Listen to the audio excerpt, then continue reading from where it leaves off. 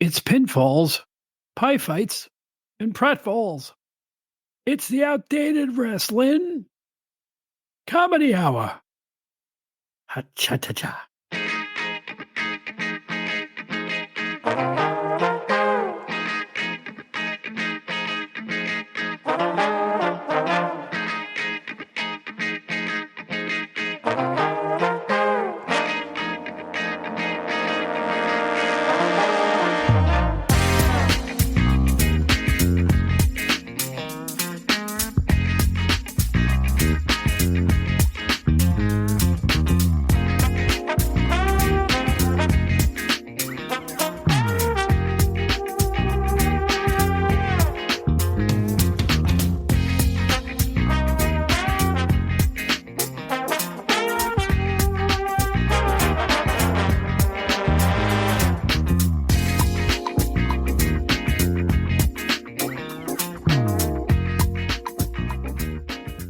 Yeah, you know why you're here. We've been hyping this for a few weeks. It's the Outdated Wrestling Comedy Hour. Hi, I'm Bob Smith, formerly with Pro Wrestling Illustrated. Our guest is Craig Peters, formerly with Pro Wrestling Illustrated, and we're going to have a few laughs. We're going to goof off. We're going to talk about the juxtaposition of comedy and wrestling, as it were. Think back to some of our favorite comedic moments that we've seen in and out of the ring. Are you in the mood to goof off with us? But in any event, here's a quickie little ad, and we're going to get right to all the wacky tomfoolery. We got some clips. We got an interview. We've got all kinds of stuff, wacky stuff on the Outdated Wrestling Comedy Hour. This is either going to be the best show that you like or the worst that you hate. We can't tell. We had a fun making it. We hope you have fun listening to it. We'll be right back after Joe Walsh. Makes sense on a wrestling podcast, right? Joe Walsh of the Eagles, of the James Gang, of Joe Walsh. This is Joe Walsh. One thing I do when I'm not playing rock and roll is get on the air as an amateur radio operator. Also called ham radio, is a communication service provided by ordinary people just like you and me. We have a national emergency communication system in place 24/7, 365. Find out more about amateur radio at arrl.org/What is ham radio? See you on the air.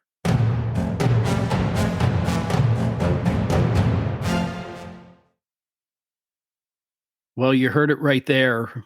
This is the Outdated Wrestling Comedy Hour.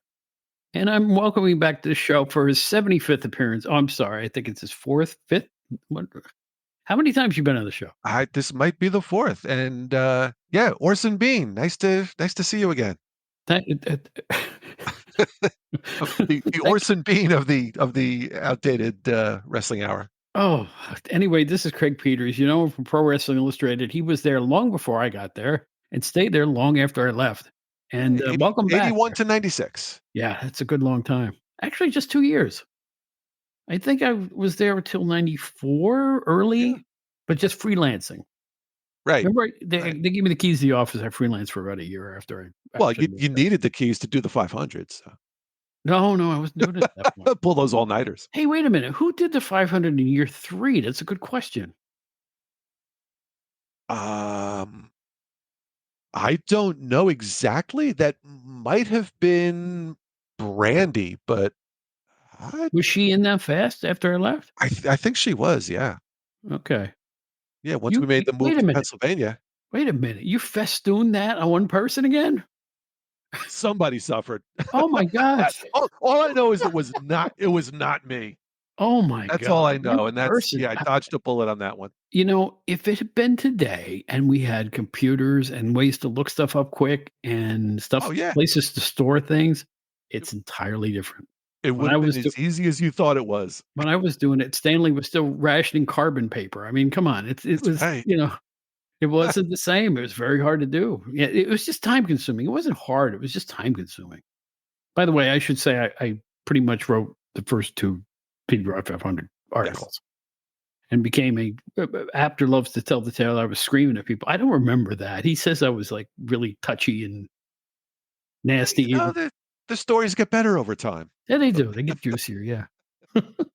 Well, anyway, the idea of this show is just to goof off and have a little fun. Things have been real serious with WrestleMania and all the news about wrestling. And I have here a very funny guy in Craig Peters and a guy who has covered entertainment much of his career. Am I right or wrong? In fact, to this day, you're still writing entertainment articles, aren't you? I am. Yeah. I mostly write articles about rock and roll, classic rock and roll for a website called Rock and Roll Globe. Thank you for allowing the plug. But yeah, back in the day, I used to do a lot of writing for newspapers and magazines, a lot of music writing, but a bunch of comedy. Always loved comedy. Me too. I've seen some of the great ones. One of the earliest. Uh, I have seen. I won't even mention who I've seen. One of the earliest classic comedians. Okay, Myron Cohen. Myron Cohen. Okay.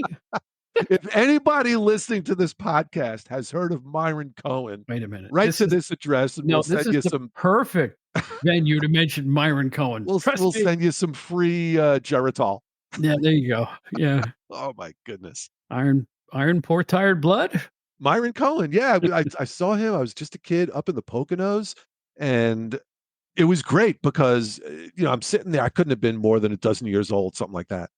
And I'm sitting at this table, and of course, it was the heart of the Borscht Belt up there at the time. And Myron Cohen gets on stage, and he has this 5 minutes set up for a joke, right? And it's great, and you're hanging on the edge of your seat. And then here comes the punchline, and it's Yiddish. I don't know what the heck's going on. Everybody around me is laughing hilariously. Well, that's it. Must have been funny. I don't know what the punchline was, but it sounded funny. That reminds me when I worked for my first newspaper, the Catskill Daily Mail. And the Greene County, I think it was the Republican Club, to raise funds, had a big fundraising dinner like they did every year. And the big time headline entertainment was comedian Corbett Monica, right? Corbett Monica, nice. Okay. But here's the best part. Corbett Monica is the chairman, who I will not name because I don't want to besmirch this guy. God rest his soul. I'm sure he's not with us anymore. This is a long time ago. But he gets in front of these Republicans and goes, "You better laugh at this guy. It cost me a lot of fucking money to get this guy in here." I didn't even hang around for Corbett Monica, but what's going to be funnier than that? I mean, come on. So here's another name I'm proud to have seen. And again, I don't remember much of it, but also up in the Borscht Belt, Dick Shawn. Really? Yes. I saw Dick Shawn live. And he famously passed away on stage. If you recall that story. That is true, isn't it? Yes. That's right. And I don't remember a thing other than it was just this explosion of manic energy coming off the stage. I couldn't tell you a thing about the show other than I was in awe of whatever this guy was doing. It was just pure energy. And of course, Dick Shawn, one of my favorite roles in one of my favorite movies, The Producers. Of course, my favorite film of all time. And we'll talk about The Producers a little bit later on, too. Yeah, talk about that. I saw Dick, speaking of the little schlocky comedian, I saw Dick Capri once. Dick Capri? Yeah. He was in the Woody Allen movie, right? Wasn't he one of the guys around the table at the deli? I think so. Of Broadway, Danny Rose? The old Borscht Belt guys, yeah. Yeah. Probably Corbett Monica, too, come to think of it. If we really put our heads to he might have been there. So I have one question. Okay. Who's still listening to this right now? Nobody. Corbett Monica. Dick Capri, folks. Look, and they're expecting to hear Gene Kiniski and Pat O'Connor and right. Yeah, they're expecting to hear you. What are you doing? What's happening here? Too many of my listeners don't go past the Rock at this point. No, listen, I'm thankful for all the listeners. The success we've had has been unprecedented. I told you I went on NPR recently, and how did that go? It went very, very well. Tell the listeners who didn't hear that how that went and what was going on about that. Well, basically, they contacted me for WrestleMania right before WrestleMania time. All of Philadelphia was gearing up, and they wanted somebody who was kind of involved in wrestling. And I got an email out of the blue. And they honestly picked me. They honestly picked me based on this podcast. That's awesome. So I was like, wow, fine. And I went, took an Amtrak to Philly, had a wonderful time, met some great people. I'm going to have one of the people who was another guest on my show soon. Excellent. So that went really well. And just today, I got a letter, got an email. I have been rated the number 9 in the top 100 top 1 hour podcast Number from 9? FeedSpot. Number 9? I don't know what it is. I don't know what it means. From who spot? FeedSpot. FeedSpot. Okay. Yes. Sounds like something you buy at Agway, but there's another one. Who goes to Agway? Good God. Agway. Well, hey, I live in Pennsylvania. I'm not too far from an Agway, I don't think. Oh, Yes. yeah, to get the 50-pound bag of dog food, Myrtle. That's right. Well, anyway, Got to feed the horses. that's right. But anyway, so I am being noticed, not by anybody that counts. But no, I'm just kidding. It's been a nice thing. The fact that I get to talk to you here for the 4th time is the icing on the cake. Love it. Love it. So Anytime. when I decided to do this podcast after being given the bum's rush off my previous podcast, I said, how am I going to make this different? There's a ton of wrestling nostalgia podcasts. So I put an emphasis on finding really cool music themes, number one, transitional music between the segments, things like that, really producing this.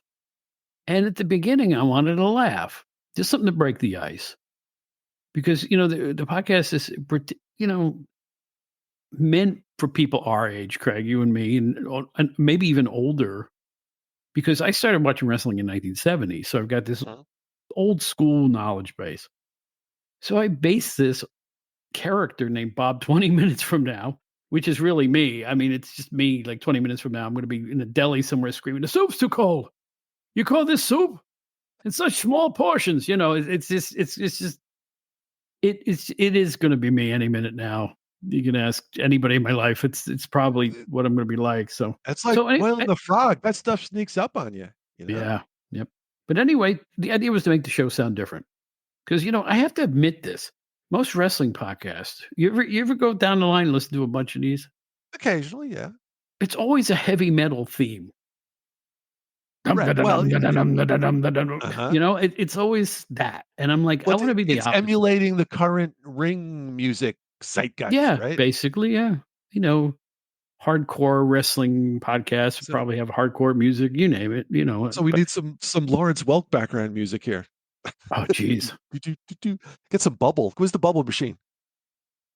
And a 1 and a 2. I don't know about that, but I just think that I just wanted to be a little different. That's all. So a small element of comedy. Now, when I brought Bob 20 minutes from now into the scene, he got a little bit of time at the beginning of each show. Right. Lately, I have cut it down to a comparative. Like it's not long anymore. It's just something like it's super cards and shuffleboard. Right? Right. Or it's eye rakes and early bird specials. It's just whatever I can translate into the older fans' milieu, so to speak. Now, but of course, Bob 20 minutes from now, he did go through an audition process. He did to get the spot, right? Stringent. Yes. You want to start with that one? Let's start. Yeah, let's start with this one. This is from episode. We're going to go back and take a listen to some of these appearances by Bob, and this is what I call the Gone with the Wind of our comedy intros. This took forever for me to put this together all by myself. The editing process was insane. I think it came out great. So anyway, here's how Bob 20 minutes from now got the job being our staff announcer. Welcome back to the Outdated Wrestling Hour. A lot of people ask me, how'd you get your job? Talking about the wrestling on the podcastages. Well, there was an audition that slob Bob gave. It was tough, but I was the winner. I remember it like it was yesterday. Got to that. Gentlemen, please. We are only auditioning the speaking staff announcers. Will the dancing staff announcers please wait in the wings? Well, we might as well get started. Carmen, who's first? Here's Otto Picard. Well, Otto, what have you been up to? Well, for 2 years, I was the ring announcer for Bloodletting Gore Wrestling, an independent group out of Maryland. Then I was a ring announcer for Disgusting Entrails Wrestling, a hot new Hardcore Federation out of Florida. And last year, I auditioned to become the lead announcer for the World Wrestling Entertainment Corporation. What happened? I didn't get it. Oh, just go ahead. Try announcing the show.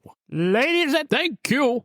All right. Carmen, who's the next one? Here is Bob 20 minutes from now. 20 minutes from now? That's a strange last name. Well, it beats Smith 10 times out of 10. What? Well, I watched a lot of wrestling on my Philco console. I watched Tricky Star. All right, go ahead. It's the Outdated Wrestling Hour. Well, there you go. That's how he got the job, Craig. Well, and well deserved. Well deserved. Now, when you heard it, did you know what the parody was about? Could you figure that out? I did because we mentioned it a moment ago. Also one of my favorite movies. Yes. Bring on the Hitlers. Yeah. Arthur Picard, right? The guy who sings is the funniest. I started the off-Broadway production of Lilac Time. And last summer I was off for the role of the lead tenor in the Broadway production of The Gypsy Lover. What happened? I didn't get it. I could picture the guy. Yeah. It's And found out about that guy. He was a real Broadway bigwig. Really? Yeah, a real Broadway, immersed in Broadway. He's a producer or something like that himself, and hilarious singing voice too. What a funny! If you guys haven't seen The Real Producers, see the original 1968 Zero Mostel, Gene Wilder producers. So good, so good. And it's still in the print on Apple TV. That when they show it, it looks like it was filmed yesterday. Yeah, I don't know how they preserved that film, so it must be digitally remastered or something because it looks spectacular. So there's my tip to all the wrestling fans out there. All right, so you listen to a lot of Bob 20 minutes from now. What other ones did you listen to? Well, I found it interesting that Bob 20 minutes from now is wondering where all the Cowboys are. Oh yeah, so maybe not a country music fan, but his first issue of any wrestling magazine was evidently Wrestling World with Tex McKenzie on the cover. You know something that's absolutely true. And it's and it's a great point. Like, where have all the Cowboys gone? Where have they gone? There used to be Cowboys all over the place. I know. Maybe after Brokeback Mountain, no one wanted to do the gimmick. Oh, that would put a crimp in things, wouldn't it? I just no, I you know what? It's some of the gimmicks. Well, you know what? Are there real Cowboys today? I don't even know. Sure. Poor old Bob. He didn't really get his way there, but he made a good point. Where have all the Cowboys gone? It's and there were some great ones for sure. Well, you could stretch the Cowboys in Blackjack Mulligan and Blackjack Line. They dressed like cowboys. They had cowboy hats on. This also does raise an interesting question, and I was thinking about this earlier. When you talk about comedy in wrestling, probably the first thing I think about is something like Doink. Like that's, is that really an attempt to try and bring comedy to wrestling? But yeah, not really. It's just sort of a stupid gimmick that, in my view, lasted way past its expiration date. But if you think about comedy in wrestling, and putting aside the whole Andy Kaufman thing, because that really was sort of comedy in wrestling, the GOAT, greatest of all time, got to be Heenan. He was naturally funny. He really was. I mean, people would watch the WWF for him. I forget who was wrestling that week. It was just, what's Bobby going to say this week? He was so good at that. They turned, what was the name of the show? Primetime Wrestling, which was really just a couple of announcers doing wraparounds around Madison Square Garden matches and stuff like that. Mm-hmm. They turned that into must-see TV, him and Gorilla Monsoon. Yep. Everybody. What a combo, yeah. They loved to go at each other, and they were really funny. Yeah, I mean, they had kind of an Oscar and Felix thing going in real life, because you could tell they really liked each other. Yes. Even though they were sitting there insulting each other left and right and sideways, but it worked so well. But there's nobody that can match Heenan for the type of humor that he did. But I'm trying to think, beyond him, was there anything in the type of wrestling era we're talking about, right? 70s, 80s, into that the 90s. Really was a comedy component, whether a gimmick or the broadcast themselves. I really can't think of anything. that is tough. So, you know what? We'll take a break in the clips here, and I'm going to bestow upon you Whoa. my top 10 favorite hilarious moments in wrestling that I ever saw or was around, or the first one I was still at the magazines for. Okay. All right. It was WCW's famous introduction to the Shockmaster. Do you remember this? The Shockmaster. No, I do not. The Four Horsemen are standing in Ric Flair's show. He had a talk show during the Saturday night show, which was live or whatever it was. And here comes Tugboat in a ridiculous helmet. He trips through the wall going into, he's supposed to be the big mean guy who's going to take out Sting and whoever else. Right. All the good guys. And he trips and he falls. Oh, I wish you had seen this, because it was like, was it an intentional, or was it like, was he just trying to do the it wasn't intentional. man thing? It was unintentional, and that's what made it funny. He literally fell flat on his face. Ba-boom. His mask goes flying off. He scrambles to pick it up. And then compounding it, they had Jody Hamilton as the voice, and he's like got the mask on. He's pointing like he's talking, but it's somebody else that's doing. It's the Black Scorpion all over again. That bit, and it was such a wonderful disaster. It's just one of those things that happened. It's something that really didn't work, and the fact that they did it live just made it all the worse. Mm-hmm. And as an example of that, I don't want to interrupt your top 10 list there, but it does occur to me, someone else, not as great as Heenan, but someone who definitely brought some comedy to the ring, more to commentary, I think, but Roddy Piper has to be included in that, I think. Yeah. Yeah. But anyway, continue with your top 10. I'm interested now what else I forgot. Bill Mercer in World Class claiming that Nord the Barbarian came from Norwegia. I do remember that. Of course you do. Norwegia. Did we print that in the magazine? Was that? I have no idea if he did, but he said it live on the air, and it was like, and it made the syndicated show in like Norwegia. 320 pounds, Norwegia. Yeah. Here's number 3 of my favorite comedic moments. Super Clash 3, the AWA. Okay. Super card that wasn't. The main event was Lawler versus Kerry Von Erich for the AWA and World Class Combined Championship. Jimmy Valiant, the Boogie Woogie Man, is on the undercard. And here he comes sashaying in the ring, dancing to his boy from New York City music. And he grabs Apter and plants a big, fat, wet kiss right on his lips.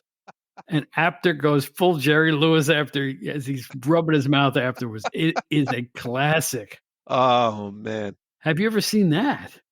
Yes. Not that particular one, I don't think. But, boy, I was on the road with Bill enough to see plenty of stuff like that. He was just, the wrestlers that loved him, and Valiant absolutely was one of those guys. Mm-hmm.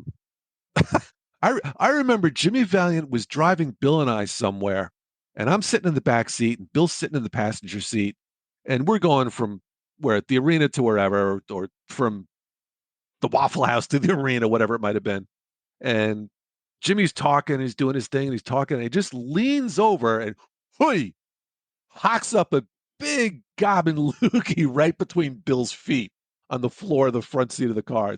Excuse me, Bill, this is my working car. And he's just driving along. It's like, oh my God. I was happy to be sitting in the back. Yeah, you should have been. Yeah. Oh, how about that one thing you guys did with the Hooters girls and all this stuff? What was that trip about? The Joe Pedicino thing. That was great. Yeah, tell me about that. That was so it was WrestleThon. So it was in conjunction with Joe Pedicino and Pro Wrestling This Week that he was doing down in Georgia. He was doing a fundraiser for local police officer that had been shot. And so he asked Bill and I, because this was the time when Bill and I were doing a lot of interviews on TBS, and we did some stuff in Florida, and we're doing the Pro Wrestling Illustrated press conference. And so Joe said, why don't you come down and, help us with this fundraiser? And here's what the gimmick is going to be. We're going to rent a super stretch limousine, and we're going to take you from Hooters to Hooters to Hooters, because they're one of the sponsors of WrestleThon. And the idea is that, and we'll cut to you between shows. So, we'll do a segment at the top of the show, and then a half hour later, come back and do another one. We'll take you to another Hooters, come back and do another one. and we were supposed to be getting progressively more drunk from Hooters to Hooters to Hooters. So by the time you get to the end of the night, here's Bill with his tie wrapped around his head like a, whatever, and his jacket is hanging off, and he's Bill's sober, and Bill has never not been sober, but Bill sober is a lot. Bill sober pretending to be drunk is just absolutely hilarious. And so there was one segment at Hooters. We would be canceled today, but I was taking Pro Wrestling Illustrated bumper stickers and putting them on the Hooter girls' butts. We were posing for photos. We had a good old time, and the full segment is somewhere on YouTube. I'm sure you can find it. Yeah, I'm gonna have to go ahead and Google it, listeners. And it's when people hear that I was involved with wrestling for 15 years, usually part of my response is, yeah, there's some pretty embarrassing video of me up on YouTube. That's definitely one of them. There you But go. it was great. It was great. But Bill Apter made 3 of my top 10 funny moments in my wrestling. Only 3? Life. Only 3, yeah. Okay. Another one was he's interviewing that big, huge, fat, curly Mo wrestler in IWCCW. He was did you ever see the guy? He looked like Curly, did kind of a Curly imitation, but they called him Curly. Yeah, it was like a cross between Curly and Butterbean. He was literally a children's attraction, for real. And at one point, they're talking about he came in with a picnic basket or something, and Bill goes, "Curly, look at all that food. What's your favorite entree?" And he says, "Andre the Giant." But oh man, Andre the Giant. That's pretty good. It is actually really good. Yeah, I want to believe he just thought about that on the spot and they didn't work it out beforehand. Who can say? Who knows? I really want to believe that. That's great. The other moment was unwrestling related. It was boxing night at MSG. And there's Apter putting a lot of Tic Tacs in his mouth, running himself into a wall, and spitting the Tic Tacs out like teeth. And here comes Don King. Of course. Oh my gosh. Well, so that Tic Tac bit, I don't know. He did that all the time in the office. All the time. We would go to lunch, and you go like to the local bagel store or something, and if he would see somebody sitting by the front door, he'd go, "Come on, we're gonna do the gimmick." And he'd put some Tic Tacs in his mouth, and I would open the door. The idea that he would stop it with his foot, but it would look like it was hitting him in the face. Right. So boom, and he'd spit out the Tic Tacs, and he'd start screaming, "Oh, I just had dental work. You knocked one of my teeth out." And I'd make a whole show of, "Oh, I'm so sorry. Are you okay?" And these people's horrified expressions looking at us. It was great. You never knew what Bill was going to do. I hate to say this. You never knew. All right, here let's just run through the rest of this top 10. There is not a lot of tape of pre-Vince McMahon WWF, but there is some on YouTube. And back then it was black and white, and it was called Championship Wrestling from Washington, D.C. And the ring announcer was this big guy in an ill-fitting suit called Friendly Bob Freed, who would, like I said, he mispronounced my name. Ladies and gentlemen, on the show tonight, Bo Smythe. He would have messed that up. My favorite is when he announced the Malton Giant, Baron Mikel Cicluna. The Malton Giant. Malton, like what is he, a milkshake? What? Malton, yeah. The Malton. Molten lead. Also, Gene Okerlund during, I guess this was SummerSlam 89. He's got Heenan on one side, Rick Rude on the other. He goes into a promo, and the sign that said SummerSlam behind him falls off the wall, and Gene just turns around and goes, "Fuck it." Live on a pay-per-view. Nice. Yeah. Gene was great too. I'll tell you what. Yeah, we're talking about Heenan and Piper. Boy, Gene, he came out of the advertising world into pro wrestling, I believe. And he was just so great at the deadpan. Just the look at the wrestler that was, cutting his promo. Just sort of the very dry humor, the dry comment at the end of the interview. He was terrific. Gene was very funny. I said this on a previous show just recently, but I'm going to say it again. I'm in Baltimore. I was working for Colin Bowman's WCW, and all the WCW people, and he was with WCW there. What do all the wrestlers do after the matches, Craig? Can you figure out what they do? So we're in the bar, right? And the fans are intermingling with many of the wrestling stars, and everyone's having a nice time. And here comes Mean Gene. fans are taking their cameras out, flashing, and he goes, in that mean way, he goes, "No photos, please. I'm in the bag." Which just stuck with me to this day. One of my favorite little, just That's great. that's Have you ever had any wrestlers say, because you've spent a lot of time on the road and talked about many of them on this podcast. Have you ever had any wrestlers make jokes about you or at your expense to you or anything like that? Isn't it amazing it never happened? Really? No, nobody ever tried to spoof me or anything like that. You figure they would. Somebody would try to put something over on me at one point. I didn't have anything elaborate happen to me, but I remember Bill and I were going into the studio at TBS to tape some sort of segment with Gordon Soley, and Ole Anderson was there. And I come walk into the room, and Ole sees me, and he says, here comes Craig Peters. I guess that's better than no Peters at all. I get it. So, yeah, think about it a second. Oh, no, I understand fully what that meant.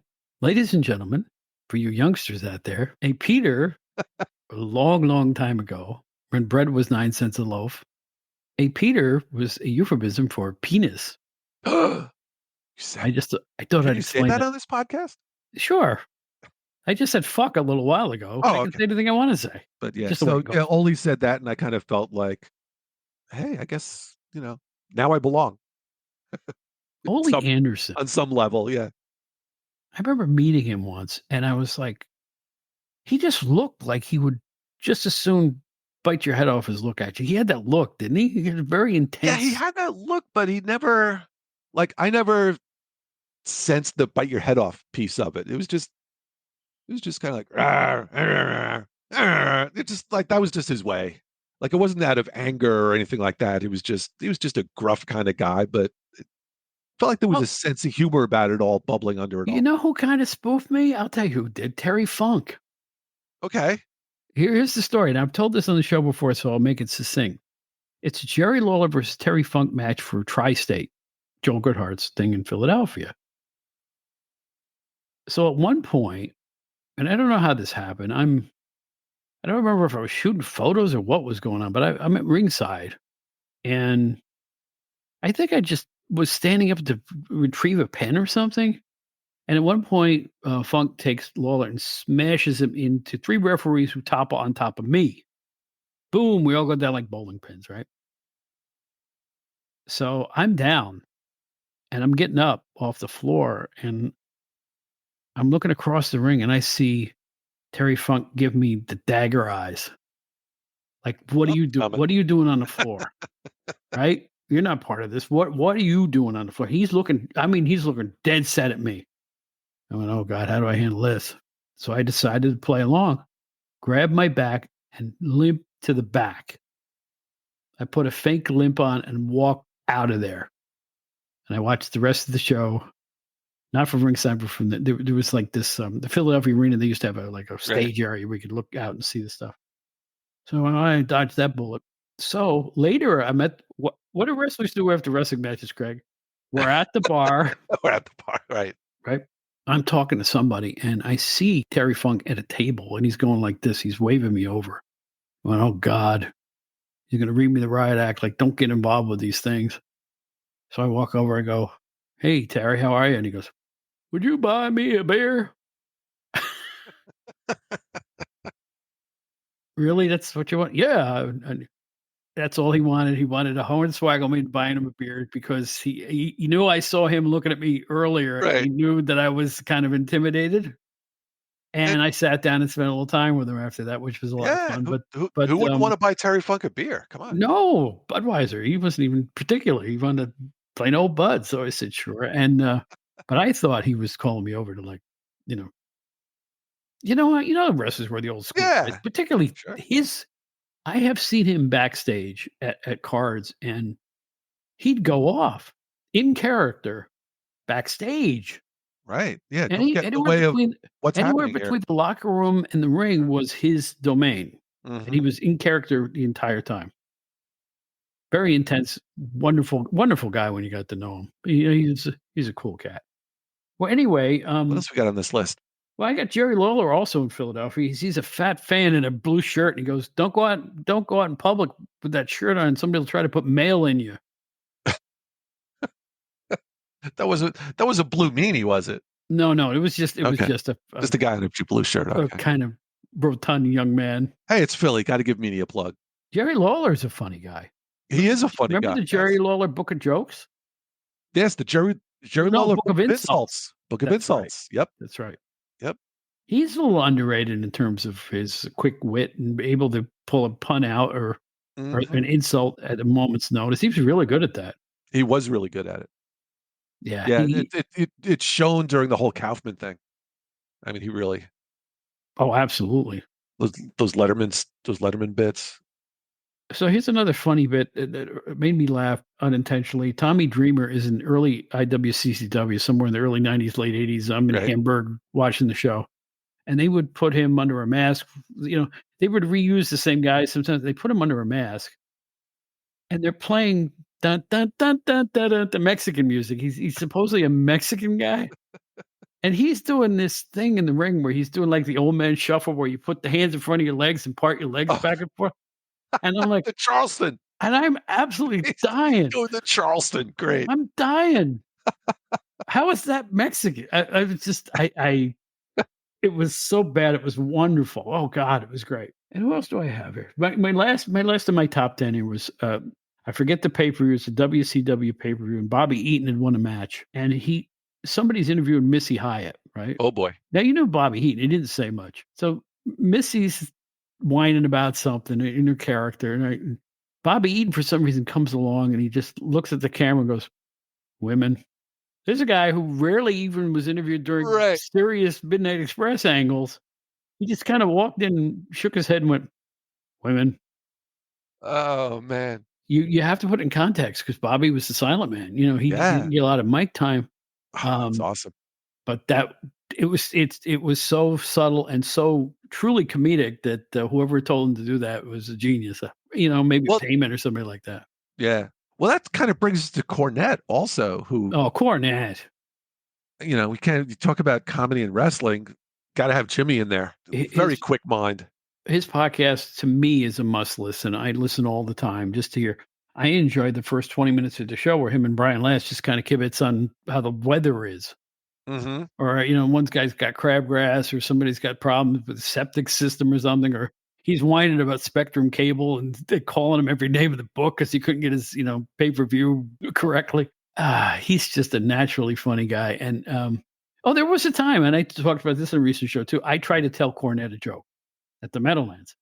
Really? Bill's Okay. telling a joke, and he goes, "Bob, tell him the joke about blah, blah, blah." I don't remember the joke. So I'm looking at Cornette, and I'm going, "Oh my God, I got to tell this comedic master a joke."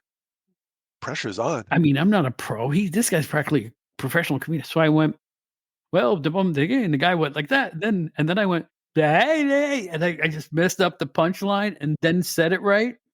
And I think he went, "Whoa," and I'm like, he's just being nice because I blew the Right. joke. I couldn't get it out. I knew it. I didn't. I wanted the You joke got the to be really sympathy funny. laugh, right? You know me at the office. When I tell jokes, I put accents in it and stuff like that. I really tell a joke. But this is Jim Cornette. You just don't walk up to Cornette and say, "I'm going to make you laugh." Yeah. So Seriously. I was intimidated. My knees were knocking. And sure enough, I screwed up. So there's a non-comedic anecdote for everybody out there. Do you remember anything particularly funny happening in the magazine office? All the time. Well, yeah. It was that kind of office. Do you remember I had two Was there wrestling? anything- I had two wrestling dolls. Right, one was Okay. King Harley Race. The other was the Remco Abdul the Butcher, where he had fantastic physique. The little $5 wrestling, right? Yeah. Right. It was just like the same physique every other doll. So I had them That sitting fella on a with the shelf ridges on his behind forehead. me, up high on like a box of paper or something like that. And here comes one of the photo assistants, and I had a baseball on my desk or something like a rubber baseball or something, and he picks it up and he throws it, hits the box. Harley goes flying, but for some reason it looked like Abby stayed in the air for like an extra second before he fell. Like, you just to see this Abdullah doll Right. suspended in the air. And we all went, "How did that happen?" Because it looked like he was not moving and he was in the air. I thought you saw this. I thought you remembered this, but I guess not. it was the wildest thing any of us has ever seen. He was just being goofy, and he threw the ball and he aimed at the dolls, right? And the Abby doll just was like suspended in the air for like a split second. Well, anyway, this one I want to do. I don't know if you heard this one, but on episode 39, the old man dreams he becomes an AEW executive. And I do an imitation of the owner. The imitation isn't really what he sounds like. The imitation is what I feel his personality really is. And Okay. I'm going to play this just to piss off all the youngins. Here we go. There you go. Hi, come in, welcome. All right, what am I doing here? And who are you anyway? I'm the money man. I'm the owner. I run things around here. I'm a big shot. I'm a big wig. All right, I get it. So what's this all about? Well, we noticed you had a complete and utter lack of charisma. We think you'd be perfect for a new position we just invented. Well, what's that? We want you to be an EVP. An EVP? What's that stand for? EVP stands for Executive Vice President. That's right, you'll be part of the board. My board. Well, what do you have to do to be an executive vice president? Well, not much of anything, really. First off, kiss my ass copiously. Then secondly, display no creative skills whatsoever. Then argue with people who actually know what they're doing. Create fights and arguments. And then generally come back and kiss my ass all over again. How much do I get paid for this job? $80 million gazillion billion dollars. We think it's fair. Wow. I'm going to be an EVP. An EVP. An EVP. An EVP. Dude, wake up. What? Where? Wait a minute, I'm an EVP. EVP? What does that even stand for? You mean it was all just a dream? Will you wake up and make the announcement? It's the outdated wrestling hour. Shoot.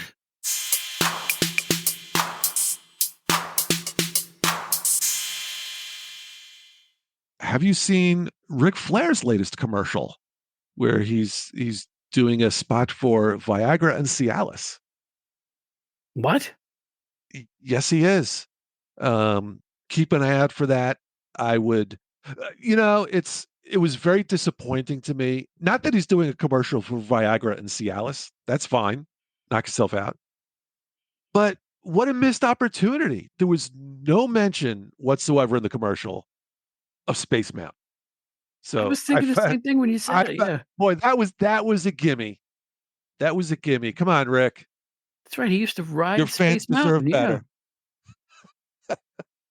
Remember the old ECW promos, or ECW, excuse me, WCW promos he used to do where he'd say all these filthy things that weren't filthy? Oh yeah, he was pretty good. He was really good at that. He was be on TBS going, "I'm going to ride Space Mountain all night long." Yeah, and it's like he didn't say anything wrong there, but it felt really dirty. Everyone knew what he meant. And there's another thing he used to say, like, "You see these girls over here? And later on, we're going all the way live." And I'm like, "There's nothing dirty about these," but the way he said it, the look in his eye, right? You know? So that so takes some skill.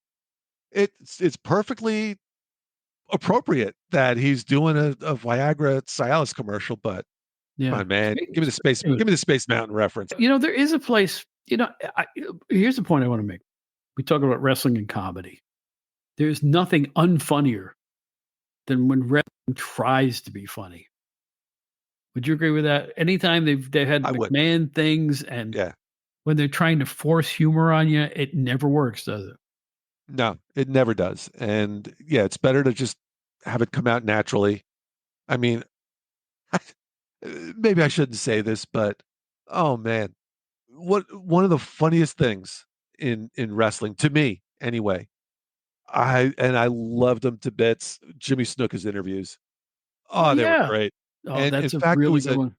If you remember Chuck Shepard's wrestling newsletter, which I thought was just brilliant, and absolutely hilarious. It was the comedy. It was the comedy sheet for wrestling fans, and he had a feature in each issue where he would just print Snuka's interviews verbatim, and they were just hilarious. It was nothing like it.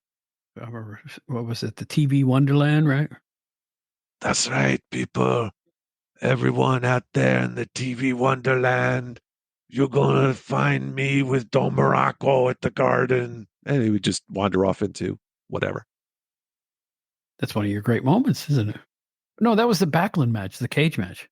Yes, that was Craig Snuka Peters Backlund.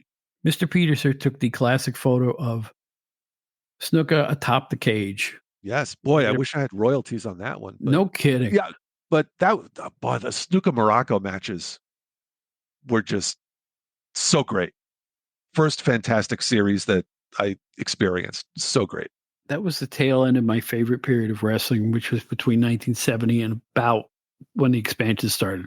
You know, all the independent territories continue to have that flavor, but when Vince expanded and things got cartoonish, I mean, within 3 years we had the Garbage Men and Matilda the Bulldog and Matilda the Bulldog, and you know, the Goon, the hockey guy, and the Knuckleball Schwartz. I mean, these were real WWF names that they concocted. Yeah. And the thing that bothered me is WCW tried to copy that. Mm-hmm. So they, they had a bunch of characters. The only character that Vegas. Yeah, but the only character that really worked, I thought, and you were with me when we met him, was Johnny B. Bad. I thought that worked. It did, because I think it wasn't forcing. There was something in that character that came from deep inside Mark. That's right. And that's right. Boy, he was so great at it. Yeah, he really was genuine. You got the feeling that he was really enjoying it and into it. He understood it and went with it. Yep. And you know what? He looked the way they made him up looked great. I mean, first of all, who in 1991 or whatever, who wants a Little Richard character? I mean, talk about think about that. Here's another wrestler. He looks like Methuselah. I mean, what? Yeah. What are we talking? But no, the Johnny B. Bad thing just worked, and he was good in the ring. And he's doing some really good works these days, and I'm proud of him. He all wrestlers have tough stretches, and I think he did too. And he rebounded by becoming a motivational speaker. And hats off to him. Social media feeds are filled with tons of positive energy, and I really enjoy them. It's one of the few ones that I do pay attention to. Me too. I'd love to get him on the show. Mark, if you're hearing the sound of my voice, come on the show. Let's talk about what you're doing. He'd be great. He would be great. He would be great. I mean, you know what? I said this is going to be the year when I'm going to reach out to everybody. I have one major wrestling WWE Hall of Famer coming on in a few months. That's already set up. Nice. I want to get more people of that, that ilk. Is that a relatively recent entry into the Hall of Fame? No, I'd say about 6-7 years ago I got in. Oh. So it's not Trump. I'm not telling you. No, it's not Trump. Okay. Because he is a Hall of Famer, as we know. I heard he's a little busy, so I didn't think it'd be hard to book him. He's got a few things on his plate. Yeah. Well, anyway, wrestling and comedy. Fans, wrestling and comedy goes together like teenagers and drugs. No, wait a minute. That's not good. It's not a good comparison, is it? No, not at all. But wrestling has had its share of comedy. Here's another great moment I remember. Simple. On Smoky Mountain Wrestling, Lance Storm and Chris Jericho smashing Jim Cornette's head into a cake. They brought out a cake for him and then smashed his face into it.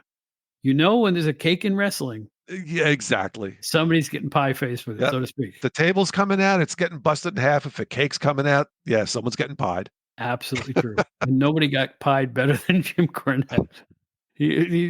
Now there's a funny guy. I mean, just born to do what he did and born to do what he's doing now. I think he's got the best podcast, and I can't get enough of it. He's just great and really smart. Just a very deep and nuanced view of the business as a business. Talk about wrestling comedy, right? His ad reads are hysterical, and he goes off in these sometimes kind of tawdry ways. And the advertisers obviously love it because he gets plenty of ads. So when he's doing a read through, he'll stop and give some ridiculous, wacky anecdote in the middle of it, and it always works. Brian Last is forced to go, no, that's not what you do with these products, folks. This is not the intended use. I couldn't get away with that. I'll tell you that. One thing before we wrap it up here, because I don't know. I hear a noise. Is 20 minutes from now, Bob, causing some havoc in the background there? I feel like I'm hearing some. Anyway, I don't know. Oh no, he's But just out inspecting my tires. Wait a minute. oh, okay. Wait a minute. Making sure they're- Inspecting isn't the right word. What? I think I'm going to need a tow truck. Anyway, You know, we talk about wrestling and comedy and in the ring and on TV. We didn't touch on wrestling, comedy, and film. And I'm trying to think because there have been a number of pro wrestling movies over the years. None of them, and we could have talked the Saturday morning Hulk Hogan rock and wrestling cartoon. yeah. Funny in the way that lousy Saturday morning cartoons are funny. Yep. But was there anything in any of the wrestling movies that would qualify? And I can't think of anything off the top of my head. Well, The Wrestler was the antithesis of a comedy. Oh boy, was it so well done. Yes, it was. If I go back in time, Vern Gagne's movie, The Wrestler, that actually had a comedy scene, I think, in it with Dusty Rhodes and Dick Murdoch pouring beer over somebody's head or something like that. And but then if we're talking about real, I mean, there were movies like there was Nacho Libre with Jack Black. That's probably the best use of comedy with wrestling right there. I can't think of anything better than that. That's a good one to pick. That's a really good choice there. There's a lot of really bad wrestling. I forget the name of the WCW produced wrestling movie, which was supposed to be a comedy. It just fell right. It was just a flat. David Arquette was in it. It was not a good film. It just was anything with David Arquette in wrestling. It just makes you go, oh boy, look out. But no, I think Nacho Libre is probably the best. So I'm Googling while we're talking about this, and I'm looking at the thumbnails of all the different movies here. You know, there's Ready to Rumble and Peanut Butter Falcon and Choke Slam, Below the Belt. But here's something I had no idea existed, and I think I need to find it and watch it.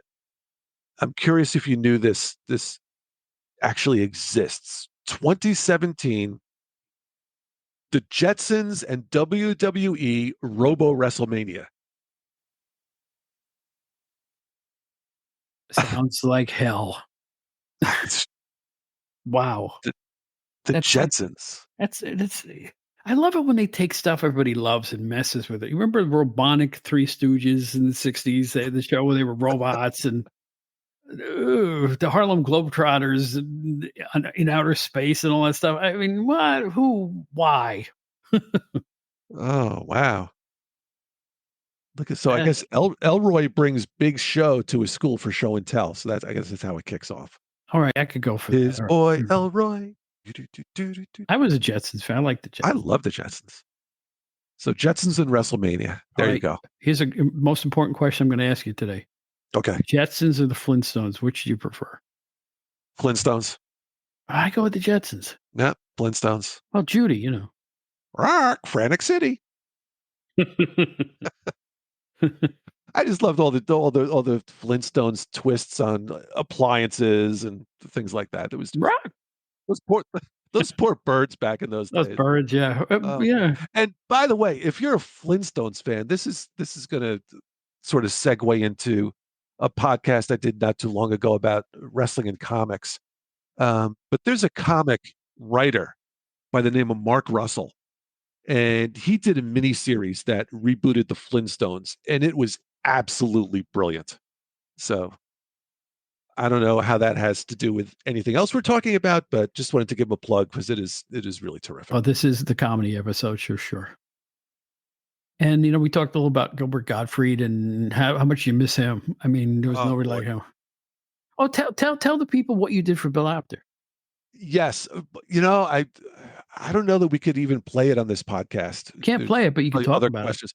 But yeah, so when Bill turned a landmark age. Okay, there you go. Well done. I went to Cameo and I got Gilbert to record a cameo for Bill. And I was a huge fan of Gilbert Gottfried's Amazing Colossal podcast. And Gilbert does Jerry Lewis imitations hilariously. Bill does Jerry Lewis imitations hilariously. So Gilbert did this cameo. It was one of the best Gilbert things ever. He comes on, I want to wish you. I can't do Gilbert's voice, so I'm not even going to try. But I understand you're a wrestling photographer. Right. You're a wrestling Everyone with a camera is a photographer. So you're full of shit. Yeah. Right, what a bunch of bullshit. Right. Yeah. And you're a wrestling journalist. So what are you going to write about? Write about how they grunt when they jump off the top rope? Exactly. Right. Yeah. Right. And then he came out and wished Bill happy birthday he sang Bill happy birthday in Jerry Lewis voice, which was happy birthday, Bill. I will always be indebted. I'll always be indebted to you because you sent me that before you gave it to Bill. You sent me a text or something. You said, "Look." I was so excited when I got it. Look what I got for Bill. Yeah, I said, I "What got could to this share this possibly with someone be?" who'll appreciate it. And I went, "Oh my god, folks! It was as funny as anything you'll see on Comedy Central." And if you know Bill Apter, it was perfect. It's like he knew Bill. Yeah, Gilbert just nailed it. He nailed it. It was great from one little whiny Brooklyn raised Jew to another. But this is why Craig and I have such a admiration, not only because we liked him as a comedian, but he did this thing for Bill Apter, and it was I don't know what you paid for it. It was worth every centilla. It was fabulous. I couldn't ask for a better birthday present, something like that. I think that's great. Yeah, it was so unique. He was at the height of his podcast, and it was just it was perfect. So, and boy, I miss Gilbert. Don't we all? I miss a lot of comedians we miss. He was just great. Yeah. Heck, I miss Benny Hill. Talk about comedy. There's so many great comedy. The Stooges, come on now. The Stooges. I'm one of those maniac Stooge fans who collected every book that Mo wrote, the book about Curly, the book that Applause Books did about him, book after book after book. I'll tell you what, you get Mike Morsh on the podcast again. You got to talk Stooges with him. Big Stooge fan. I went out and bought the giant DVD box set of everything they ever did, including these amazing early Joe Besser shorts and Curly Joe DeRita shorts and Shemp by himself shorts, stuff I had never seen in my life. Best $40 I ever spent. I liked it so much. The guy I was working with was a Stooge fan. I bought him one. And he didn't even know the thing existed. He said, "What do you mean? This is every frame they ever recorded for Columbia right here." Well, yeah, it's interesting. Stooges are really interesting. That they're like an interesting entree into classic comedy and the development of comedy back in the day, from vaudeville to TV. And everybody thinks about Mo, Larry, and Curly, and that's the Stooges. But I don't know. Shemp has his own pretty significant fan base. I don't know, Shemp or Curly. It could be a toss up with a lot of people. I happen to like Shemp a lot. But you get into the Joe Besser stuff, and he gets dismissed as a stooge pretty quickly. But that was like a whole subset of comedy back in those days. It was called the Nancy character, and give you such a pinch. Yeah, Abbott and Costello used it, right? Right. What was the Stinky? Stinky, right? Yeah, Stinky. Right. So that was the thing. It was. Look, I loved every permutation of the Stooges, except for perhaps the feature films at the end, which were geared for kids. It wasn't the Stooges anymore. Right. But there had to have been some old school wrestlers, one or two, that show up in Stooges shorts. King Curtis is in one. In the Three Stooges Go Around the World in a Daze. Okay. The wrestler King Curtis is in there. There you go. There had to be a wrestling connection. Playing a sumo wrestler. There always is. Yeah, of course. Well, do you know that who was it? That was on? I think Dick Bockwinkel was on Gilligan's Island playing a savage or something. Wait, really? Yeah. I'm not kidding. I need to see that too. That's great. Actually, I may have that one wrong, but I know that Nick Bockwinkel was on the Monkees too. Nick dabbled in acting for a little bit. He had the looks. Oh, he sure did, right? Yeah. Ready made for camera. And he was on the Match Game once? Was he really? Not as a celebrity, as a contestant. No kidding. As I recall, he won $1,300 in a new kitchen. You can't make this shit up. I know. Wow. I like that. Yeah. Ox Baker was on The Price is Right. Yes, I remember seeing that clip not too long ago. Right. Doug Baker. He's just up there with the other three contestants with him and his mustache. He was a great guy. You ever meet him? I never did. He was I a got that sense. sweet man. He was a very, very pleasant guy. I met him on several occasions. He was always cool. Really liked him. Boy, I can't imagine him strutting to a 7-Eleven.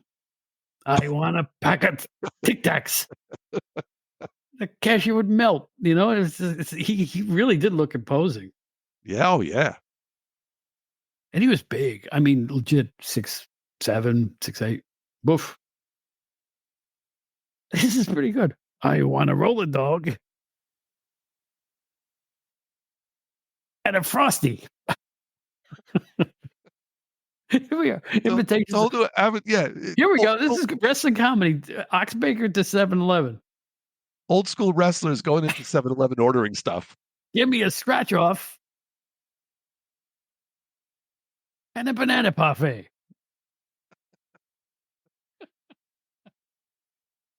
Which scratch would you like, a $5, $10, or $20 scratch off, sir? Only a 5. I lost tonight. I tell you, no, Ox was put wrestlers in odd situations. It's funny, How about first of all, you remember Percy Pringle who turned into Paul Bearer? Of course. Great guy. Just imagine him wrestling. Because he was a wrestler first.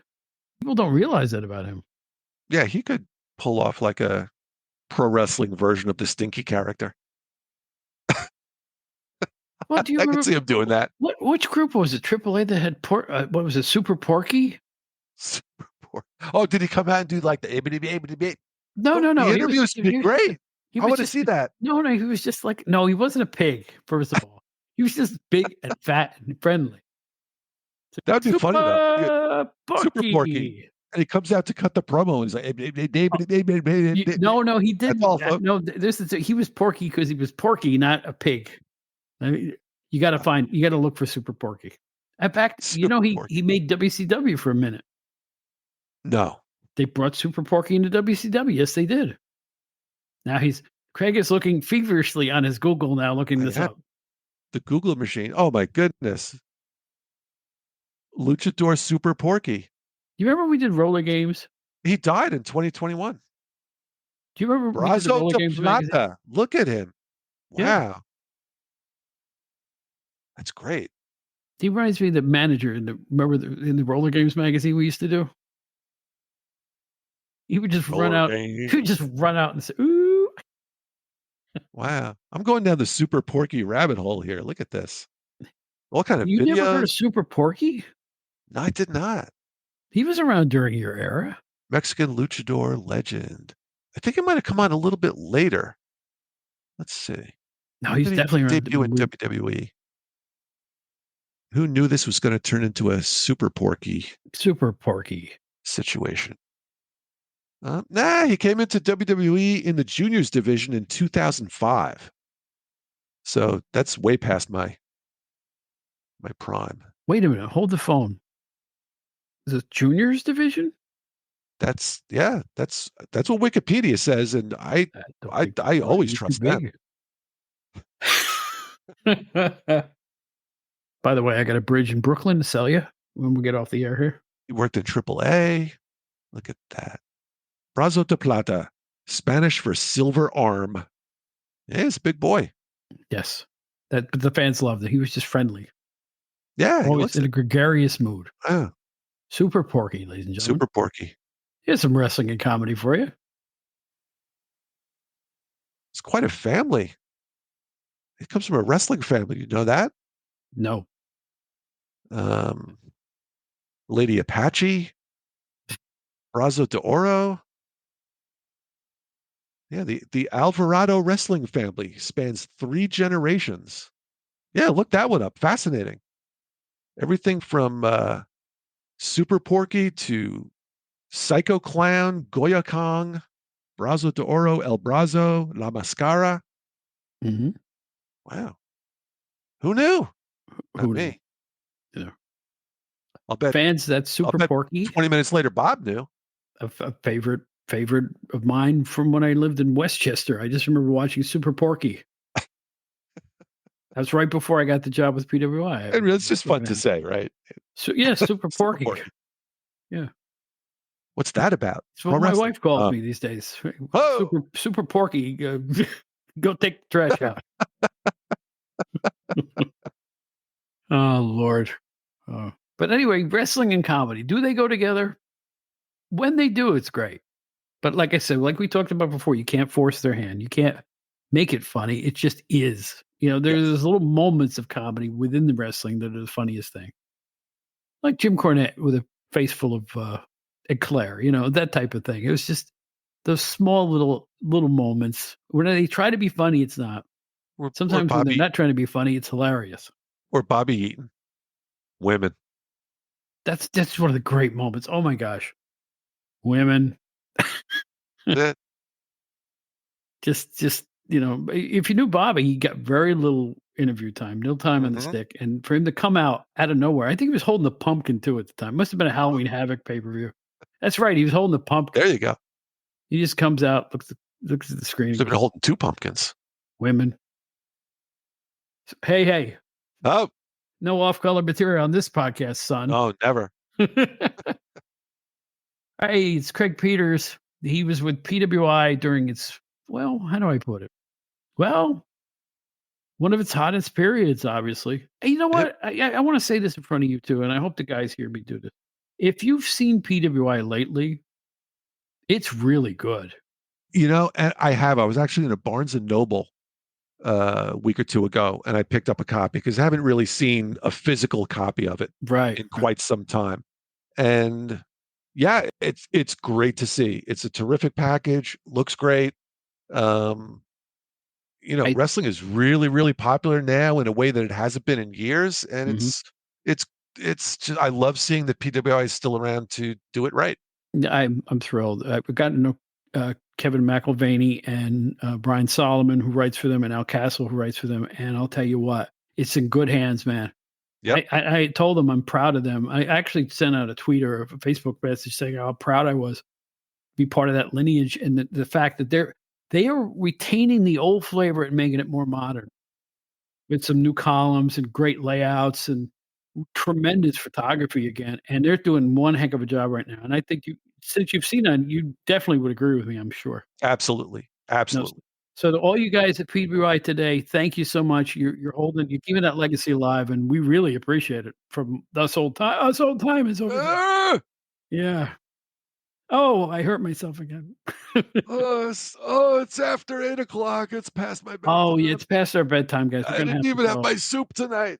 I know. So we're gonna let Craig go get his soup. Craig, thanks for being on here again. Always a pleasure, Bob. Always a pleasure. Craig and I spent a little time in Manhattan together recently, Yes, and I we hope we did. can do that again soon. We're kind of Broadway buffs, and we saw the Who's Tommy. Yes. And you can find my review of it at the Rock and Roll Globe. I'm glad I mentioned that. rockandrollglobe.com. I So am didn't I. even know that existed. So will the folks at Rock and Roll Globe. They That's do a great. great job. Hey, where else you writing? Are you doing anything else, or? I am not at the moment, although I'm actually speaking with someone tomorrow about doing some work for one of the highest rated veteran charities in the country.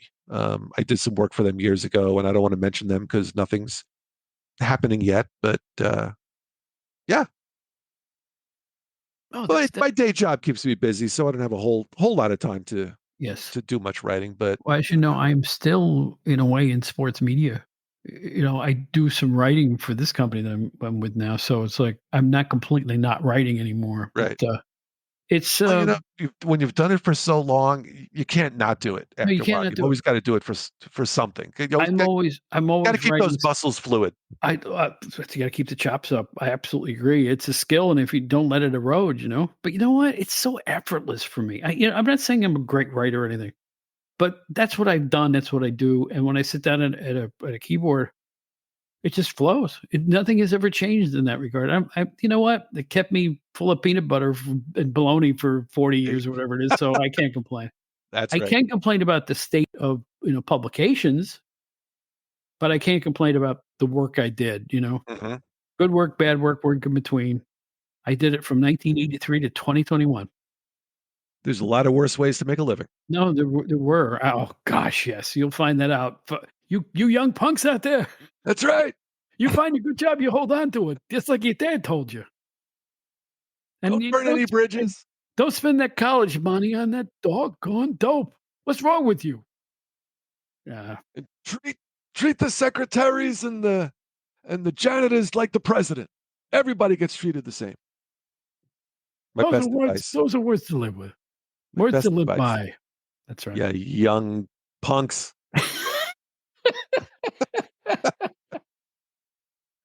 Get off my lawn. Get off my lawn. Yep. So this has been the Outdated Wrestling Comedy Hour. We hope you enjoyed it. This was as free flowing as anything I've ever done. And it's going to take me 4 days to edit this. But in any event, Craig, it's so good to see you. Thanks for being here. 14 minutes of genius. Yeah. The show's going to be 7 minutes long, right? First of all, am I going to leave that F word in? What am I doing? Am I going to bleep it? Let me tell you something. We'll go back just for a second. That bit, the producer's bit that we played before, right, took so long to put together. It sounds so simple. It's only like 1 minute. It takes so you've got to do a voice, get the sound, do the voice, trim it, do the voice, next sound effect. You know what I mean? It takes so long, and sometimes it doesn't work right. So you got to take something out, put something else. Do it, yeah. The smallest, most silly sounding stuff has taken me longer than anything else in this podcast. Wow. That's to be honest with you, that's part of it, because now it's superplexes and sutures, because it's like it takes so long to do these elaborate comedy bits. I salute and I don't envy your editing skills. Well, have you enjoyed the comedy on the old man? Have you enjoyed it? Yes. Yeah, I do. I like it. I think it's a nice way to intro the episode. So I'm going to leave I'm going to leave this episode with this question for my listeners, for my podcast friends out there. Bob, 20 minutes from now, yay or nay? And I'm serious. Write to us at outdatedwrestling.com. Let me know if you like Bob. If you don't, I'm going to get rid of him. If you like him, he stays. How do you think of that? What was the TV show that did this? Was it SNL with Andy Kaufman? It was it? Is that what it was? Remember they said, I think it was an SNL. Yay or nay? Yeah. Wow. And they didn't want him back, and he never came back. Huh. Apparently, he annoyed more people than he pleased. Well, and you know what? You know what? He probably loved that. Absolutely. Well, that's the ultimate wrestling and comedy right there, was Andy Kaufman. You bet. And because his comedic success was taking the pro wrestling sensibility and applying it to comedy. Mm-hmm. And he did that. And that's anybody understand why is Andy Kaufman, like, what made Andy Kaufman? That was it. It was the perfect blend of wrestling and comedy. As a wrestling guy, a comedy guy, and a music guy, I loved Tony Clifton. I didn't like Tony Clifton. I loved Tony Clifton. It was so brilliant.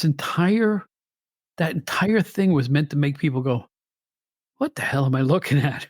I was in funny you mention him. I was in La Jolla, California last week, and the Airbnb we stayed at was a couple of blocks from the Comedy Store there, and right there by the front door, Tony Clifton, one of the names on the wall. Wow. Yep. Prestigious. Yeah, and I wonder how many people walked by and recognized who that was. And you know who did a great Tony Clifton was Bob Smuda, his partner. Yep. I remember seeing Bob Smuda at Tony Clifton on the Merv Griffin show, and I'm like, this is the most brilliant thing I've ever seen. Merv Griffin show. He came out and sang "Young at Heart," and and he was like, if you've never seen Tony Clifton, he couldn't sing, and he had like a dry cleaner's tuxedo on, from 1970, and fairy tales can come true. It can happen to you if you're young at heart, yeah, baby. Just one of those sticky, schmaltzy Vegas room. Yeah, the worst Borscht Belt. The worst, the Comic bottom of the imaginable, barrel. yeah. And you know what? It was brilliant. And he would make people get up and leave. He would. Did, Well, that did was you did you hear the bit in real life where he wanted Tony Clifton? Andy Kaufman wanted Tony Clifton to be a guest on Taxi yes, I did without hear that. letting them know it was really him. Yep. And he caused such a ruckus. They kept throwing Tony Clifton out of there, and he wouldn't come back unless Tony was on the show. It was just a mess. And that's even with his peers, Andy Kaufman never shut it off. Yep. Great angles and never broke kayfabe. So you know what? He's the ultimate wrestling comedian. I think so. You just nailed it. That's it. We did think of it till we're signing off, but you're right. There it is. Andy Brought it around full Kaufman, circle. the height of wrestling and comedy. Absolutely. And by the way, this is soap. You rub it across your body. You going to wrestle me Memphis style, Jerry Lawler? Memphis style, boo, boo. He had those people so mad. So good at it. He was so good at it. I never forget, the Channel 11 News in New York carried it on the news that night when Kaufman was carried out in a stretcher. Yep. And they had it Yeah, on well, he was a the huge national star. news. Huge star at the time. Greatest angle is that the greatest angle in wrestling history? It's close. It's close. It's definitely close. You were part of that, right? Yes, I was. Bill Apter and I were in the hotel room before the famous David Letterman segment, where Kaufman threw hot coffee in Lawler's face. Mm-hmm. So they were working out what was going to happen later, and Bill and I photographed it. And Bill shot color, I shot black and white, and we ran like hell from Letterman's studio to I think it was the dark room of the New York Post. They let us use the dark room to no digital photos, kids. That's right. It was all film. 1600 speed, shoot, baby. Yeah, they let us use the dark room to develop the film, and they took one of my photos and put it in the front page the next day. That's so that was cool. sort of their payment for. Boy, I wish I had a copy of that. You know what? We were all even at PWI with what we did. I'll tell you what. That's the one thing I wish I'd been around for. That whole deal with Kaufman, because I joined in '88. Cool. That was what, 84, 85? 84, yeah. So it's like 83 into 84. I guess they started that in Memphis 83. I am telling you, one of the greatest angles in wrestling history, and you guys were an integral part of that. It's too good. Well, it's too good. Bill was real, and the story is in his book. Mm-hmm. As we all know, is wrestling fixed? I didn't know it was broken. That's right. Fine. Still available at all bookstores and. But yeah, Bill was the man that really made that happen. I'm glad you brought this up. You know what? This should have been an integral part of the show. You're right. I think that Andy Kaufman, because there were big laughs. Like I said, those early promos when he's goading on the Memphis fans, that stuff was hysterical. Oh yeah, it was so good.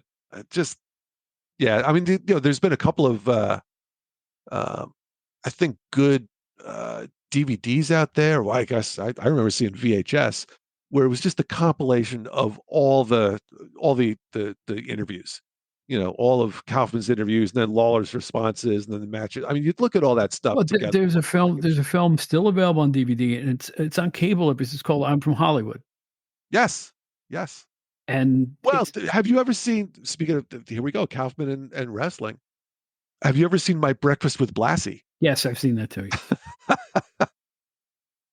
Which you got to be careful with your toilet paper. If you don't, you can stick your finger right through. And if they serve you after that, that's no good, But you've got to watch. You really do. If you want to just get the full impact of it, watch My Dinner with Andre first, and then watch My Breakfast with Blassie. Oh gosh, it's something. You know what? We sign off by telling you that we think Andy Kaufman is the greatest proponent of wrestling humor. It's a little dark, a little strange, but you know what? He was so influenced by wrestling. Everything he did.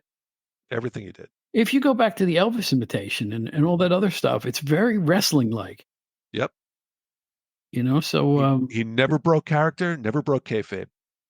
let's hear it for Andy Kaufman. Let's hear it for Gilbert Gottfried. Let's hear it for Jerry Lawler, Bobby Heenan, Jim Cornette, and all of them. But most of all, I want to say let's hear it for Craig Peters. Craig, Let's hear from fun. Bob Smith. It's been a barrel of monkeys, my friend. Always a pleasure. Outdated Wrestling Hour. Nothing like it. Keep them coming. Keep them coming. I'm going to try, my friend. All right. Craig Peters, everybody. We'll see you later. Hear that sizzle? That's the type of sizzle you can enjoy at the Outdated Eats drive-thru located right up the highway. We got all kinds of treats for you and yours when you're trying to get through 6 hours of wrestling every week. What better than to celebrate with delicious flavors, huh? How about a burger for $6? Brand new. No, it's not 6 burgers. It's one big honking burger. Ladies, we bet that hubby of yours will eat it all by himself. Try our original chicken planks. No, not nuggets, not tenders. Big honking planks of fried chicken, big enough to do a belly flop off of or use as a ring barrier between the ring and the seats. Try our Body Slam Barbecue. It's laden with barbecue sauce covered on some kind of meat, I guess. Mysterio indeed. We got desserts. We got baby baba au gratin. We got fried dill pickle dipped in leftover Easter chocolate. And our specialty is food based on wrestling cities. We got Memphis-style chicken on a stick, Allentown-style still frozen wieners, and Dallas-style Diet Cola loaded with saccharin. So load up the car and come into the Outdated drive-thru. We've been in business since 1964. Back when Ilio DiPaolo was all the rage. Get over here. I said, get over here.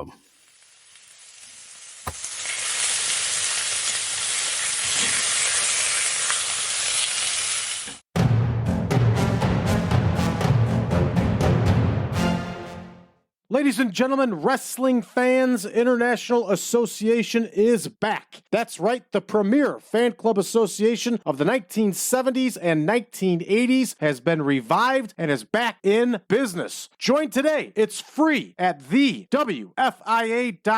That's thewfia.org. You can also join us on Facebook at facebook.com/groups/WFIA 1969.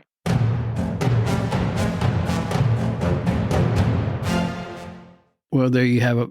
As much wackiness as we can give you, and we hope you liked it. We just felt like doing something different for one lousy week. My name is Bob Smith. You can find me on Facebook. I'm the one with Singing with BB King. OutdatedWrestlingHour.buzzsprout.com is where our website is. You can just click a link and listen to every one of our wrestling shows. They're free and they're all for you. And you can listen to them anywhere podcasts are found. We come out every Friday. Write to us at outdatedwrestling@gmail.com. That's basically how you can get a hold of us. Also on the OutdatedWrestlingHour.buzzsprout.com website, learn how to join the Outdated Wrestling Hour fan club. Nominal fee keeps this show going. That's the fan club at OutdatedWrestlingHour.buzzsprout.com. We have Zoom meetings. I do some giveaways. I send stuff in the emails. I want to give it a try if you like the show. In any event, I know this was a wacky concept. I hope you enjoyed how it came out. It was a lot more hard work than it sounds like.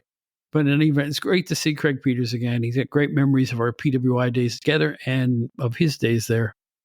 And I hope you had some fun. We'll see you next week. We got all kinds of stuff coming up. And you can still hear my Studio 2 appearance at WHYY.org from Philadelphia on WrestleMania week. So anyway, I don't know how I'm doing it all, but I'm keep on keeping on, baby. My name's Bob Smith. Peace and love, brothers. We'll see you next week.